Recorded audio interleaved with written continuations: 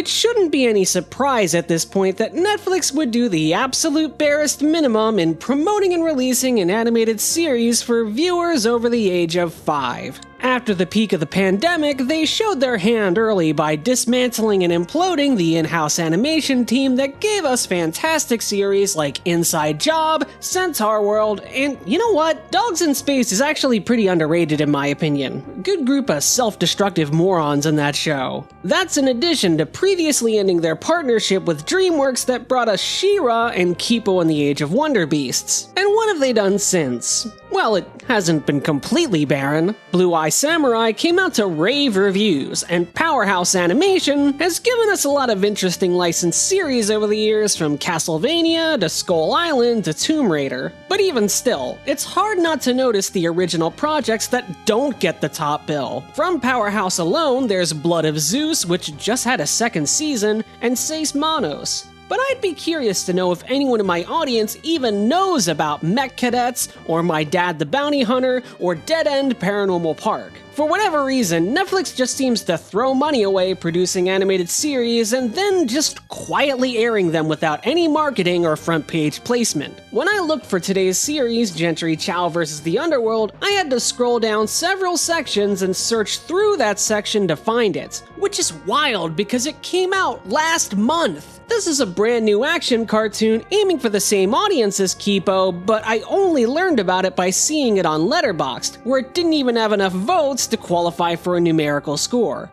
Again, I'm not surprised by this, but it is morally deflating. In a moment for the animation industry where jobs are becoming more and more scarce, executives are threatening replacing jobs with AI, and old media like Cartoon Network is on extinction's doorstep. But with all that said, is Jentry Chau actually good? Well, it starts off on a somewhat awkward foot, as the creators clearly have a lot of story to get through, and it comes somewhat at the expense of characterization. We start with our hero Jentry partying in South Korea, where she's been going to art school, with her 16th birthday coming up. She is suddenly attacked by a not-so-hopping vampire named Edward, yes, there is a joke about this, which awakens her innate flame powers to hold him off until her great-aunt arrives to seal him in his tiny inevitable sidekick form.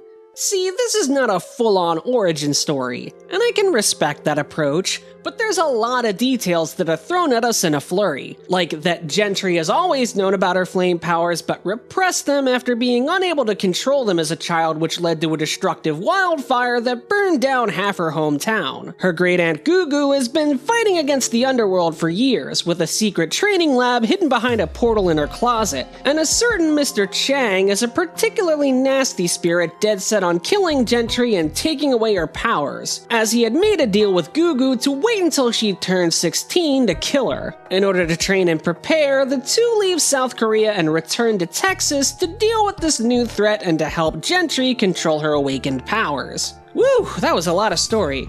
So then in episode 2, wait, what was that? Oh, that was the first 7 minutes.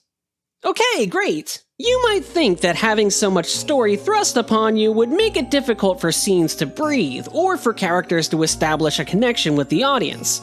And you'd be right, so much happens that it is a bit hard to even gauge the stakes. All you get for characterization is that Jentry resents her abilities, Edward is comic relief, and Gugu is an eccentric mentor. The pacing thankfully slows down in the second half of the episode to show Jentry's awkward return to the town she once immolated. Though even here we are still moving pretty briskly, but we're at least introduced to childhood friend Michael and learn that he lost his home and priceless mementos in that fire. This childhood tragedy adds a cool little wrinkle to the usual hidden identity trope. Jentry's secret is not to protect others, but to protect her own reputation and to avoid being run out on a rail. That's fun. When it comes time to fight Mr. Chang, Jentry has a crisis of faith and Gugu ends up being Aerith. Or Aerist if you're a diehard PS1 nerd, which I am, so no shade thrown. This fully awakens Jentry's sort of avatar state, opening a portal back to the Underworld and blasting Chang into it.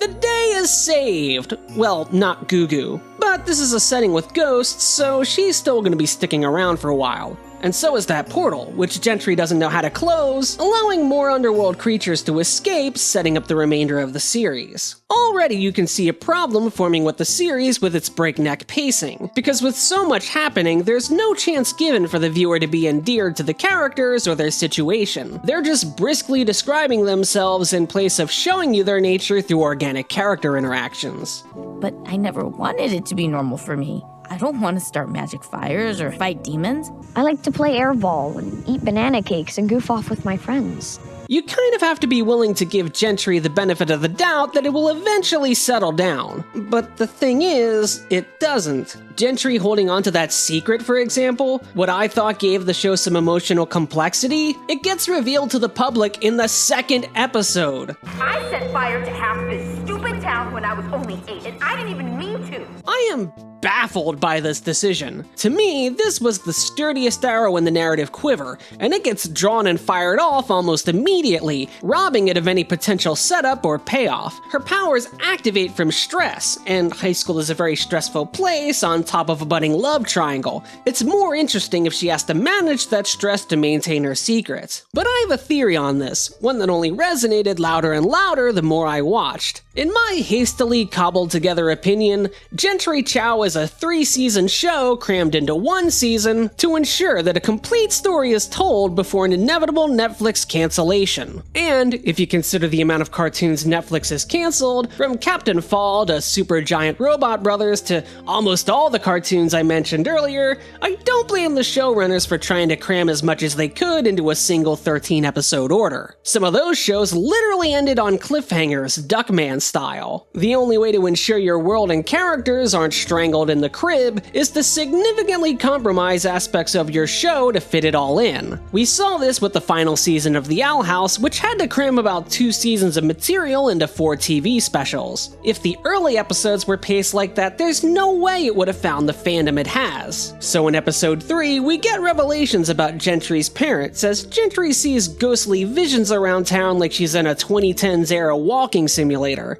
In episode 4, Jentry is already reconciling with her friends, and in episode 5, the love triangle seemingly plays out in fast forward. The fact that Jentry burnt half the town down has almost no consequences whatsoever. It results in some minor bullying and awkward looks, and a scene at the local diner where, I kid you not, her friends say, "Oh, it's no big deal, I would have done the same thing." Look, I wanted to say I totally get why you didn't say anything about the fire.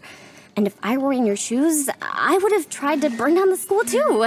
These are teenagers, by the way. You know, teenagers? Oh, and 5 minutes later she sets the diner on fire. It makes the stakes harder to take seriously. This moment of Jentry curled up and crying as a callback to her as a child, there's some real emotion here, but a minute later she's back in her bed recovering. Oh, and her friend Michael, who had a bunch of the ceiling fall on him, we went to the hospital, he's fine, it's fine.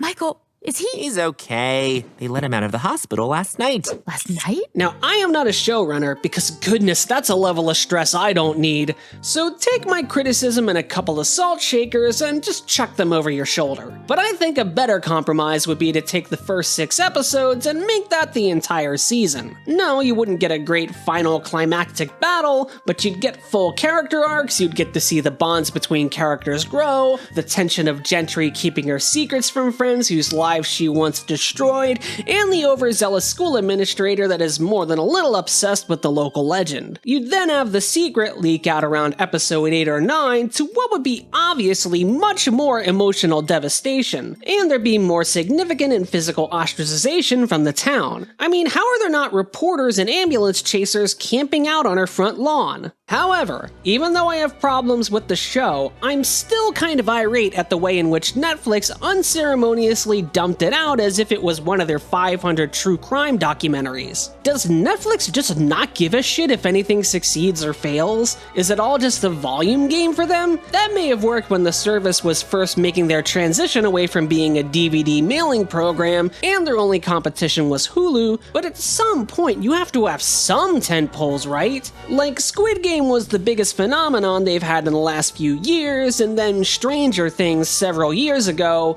but otherwise it feels feels like they treat their own content like YouTube, where an algorithm decides what goes viral and what doesn't, and then you just flood the pool with hundreds of new shows and movies and see what rises to the top. And then if it's a TV show, you cancel it anyway. I just don't see how this is sustainable for another decade, but I guess I'm not a CEO leaving all my decisions to a black box while setting sail on a super yacht or whatever. In the end, is Jentry Chau worth a watch? If only to throw the middle finger to Netflix, sure. There's some fun set pieces and monster designs with catchy needle drops punctuating the action scenes, but you have to be in more of a mood for plot-heavy storytelling than character-based, because this show wallops you with plot beat after plot beat, revelation after revelation, episode after episode, and it never slows down. So if you're up for a wild ride, then keep your arms inside the vehicle and strap in. But if you prefer to get drawn into a show and connect with the characters, you will probably come away disappointed.